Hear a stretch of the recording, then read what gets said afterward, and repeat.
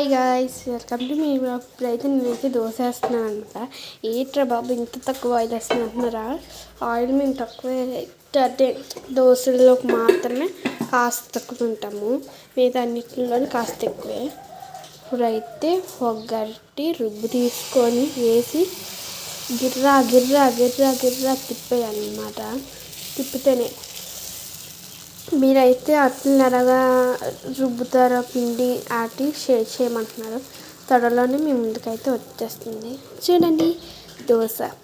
ఇప్పుడు అనేది పెనమని పెట్టుకొని ఎప్పుడైనా అట్టు తిరిగేసే ముందు అట్ల రేఖకు ఆయిల్ ఉండాలి. ఆయిల్ లేకపోతే పని చేయదు.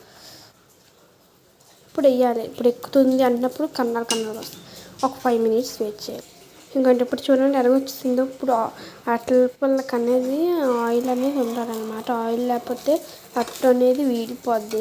మనం ఆయిల్ అప్లై చేయకుండానే చాలా సుట్లు అట్లు అనేది ఫెయిల్ అయిపోతూ ఉంటుంది. అదేమో మనకు తెలియక అయ్యయ్యో ఇక్కడ అట్టు చూసారు ఎలాగొస్తుందో ఇలాగొస్తుంది ఫెయిల్ అయినప్పుడు అలా.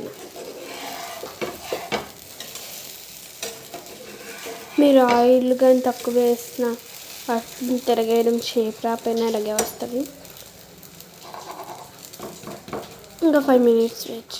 చాలామంది 1 side కాల్చుకుంటారు. నేను 1 side కానీ 2 sides కాల్చుకుంటాం. అంటే బాగా కాకుండా లైట్గా కాల్చుతాం.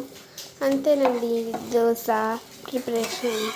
ఇప్పుడు వేడి వర్షం అలా పడుతూ ఉంటే వేడిగా అట్లు తినాలనిపిస్తుంది, తినాలనిపించదా? మీకైతే చెప్పండి కామెంట్ సెక్షన్లో మెన్షన్ చేయండి. Bye guys.